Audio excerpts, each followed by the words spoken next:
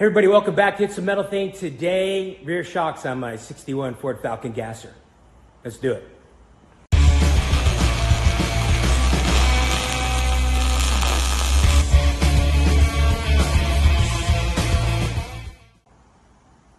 All right, these are the shocks I'm running. This is the AFCO double adjustable. It is a coilover shock. I'm not running the coilover.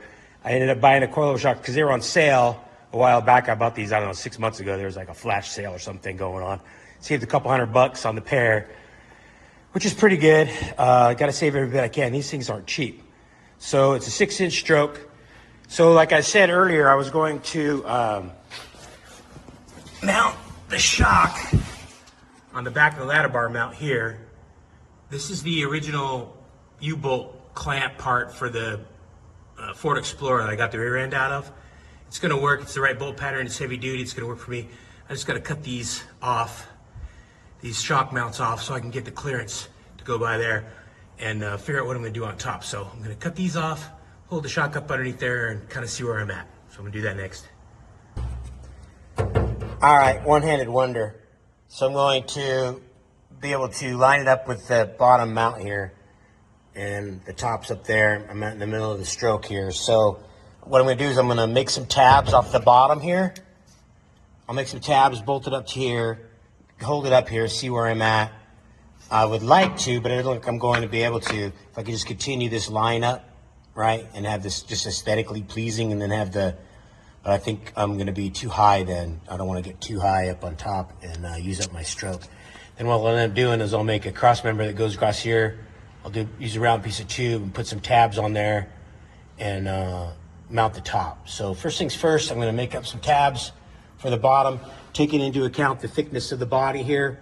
So I don't want this running into the back of the mount. So I'm going to make these tabs off here. Plus two, this radius here is going to be kind of tricky. I might have to do some sort of weird bracket where it kind of comes around and goes up and around. I don't know. I'll figure it out. But make some tabs, see where we're at. All right, here's the plan. This is 1.5 inch radius. So this works out good for here. So what I'm going to do is I took this 1.5 inch and I just drew the circle on here. Came over 3/4 to 3/4 down. That's where the hole is going to be. I use that to make this radius here as well. And I drew this line on here, which is basically parallel with the top of this line here. So it should clear the body of the shock, right? I'm going to leave this long because I'm not sure where I'm going to land in relationship to the angle on the back of that bracket.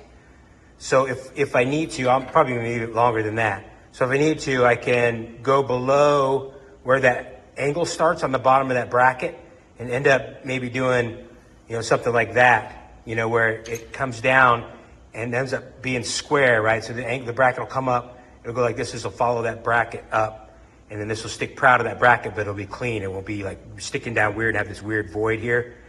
So I'm not really sure where this end's going to end up, but what I'm going to do is I'm going to make 2 of these. I'm going to cut them out. I'm going to leave them long. I'm going to get up underneath there and see where I'm at as far as this being plumb and in the stroke and all that. And that will tell me what I need to do on this backside. I think it'll look good. It'll be plenty strong. So that's next. Like that. So hopefully it's long enough. I've got to get up underneath there and hold it up and see where we're at in relationship to where the shock is. Double check the stroke, make sure I'm in the center of the stroke. I'll get up underneath there and see where I'm at and mark out the length on this, and if there's an angle to be had, figure that out as well. So I'm going to do that next. So it looks like there's going to be plenty of room. I need to move this forward, get tighter to that bracket. Looks like there's going to be plenty of height here. When I move this forward, as this travels up, obviously, I can even move this up a little bit, this bracket up some, and try to introduce some of the angle in there. Like if I went, I don't know what I'm going to do. I want it to look good. I don't want it to look like this weird ass thing just welded on the back here, which is what it's going to be. Also too, something that's going to be kind of weird is the width here. So if I went on either side of this bracket, the ladder bar bracket, it'll be too wide for the shock. I could use some spacers in there and try to take up the space, but it's going to be kind of weird. Almost wide enough, but not quite to go on here. This bracket's too wide. And I got a little washer inside between the two for a little spacer there, so that when I weld it up, there'll still be room. It's just like a little thin shim washer in there. So I'm going to shorten this up and hold it up there again and see where I'm at. I might remake this bracket, I don't know. I want it to look good and be functional. So I'm going to shorten it and hold it up there and see where I'm at and reconsider. Too short. I don't know what I was thinking. I put this 1/4 inch up here, described the line. I thought it would give me enough distance. The problem is, I wasn't thinking, is the bracket on the ladder bar is thinner than this here. So it actually hits the radius on the back side, and so that thing actually goes in like a 1/4 inch. So we end up almost touching. So this needs to be maybe a 1/2 inch longer.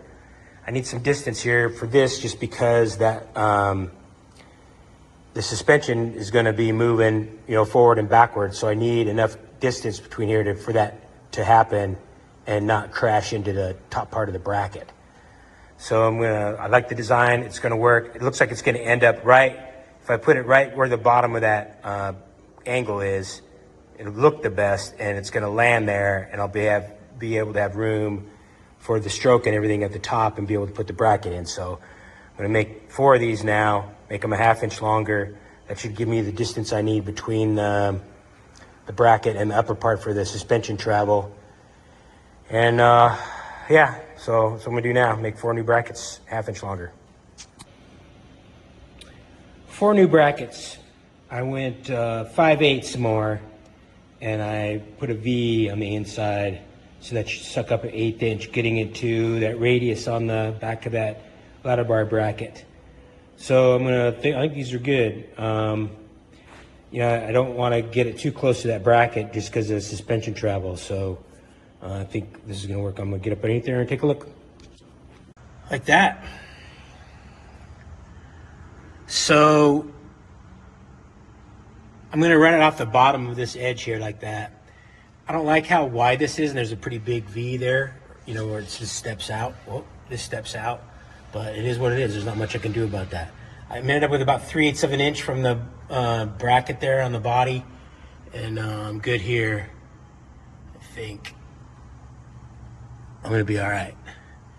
So yeah, I'm going to go with that. I'm going to get these all squared up and jived up and happy, and tack them on. And then on the top, I'm probably going to run a piece of round tube, like 1.5 inch, maybe 120 wall across here, and I'll make some brackets that go around the tube, or maybe just half. I don't know.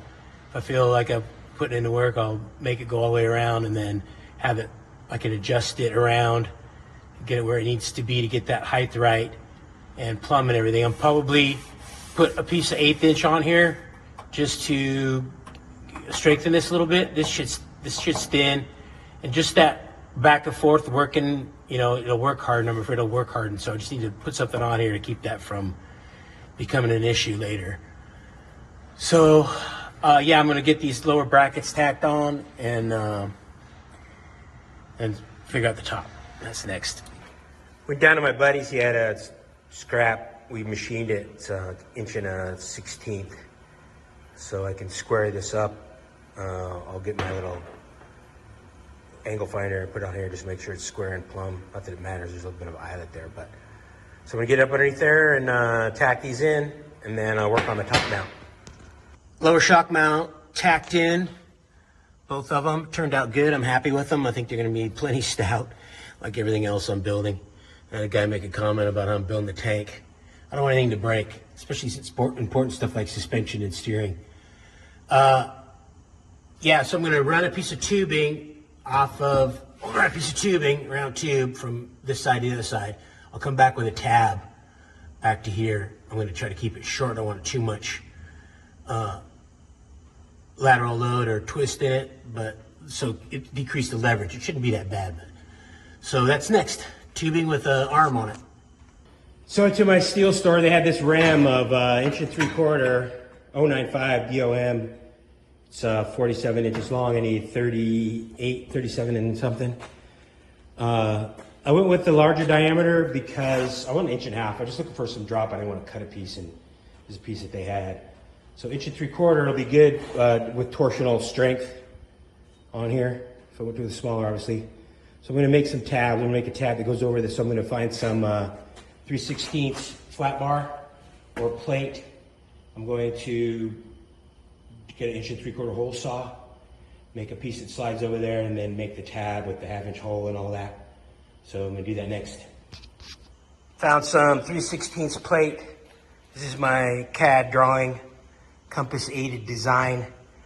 This is 2 1/4, so it's going to let me a 1/4 inch lip all the way around.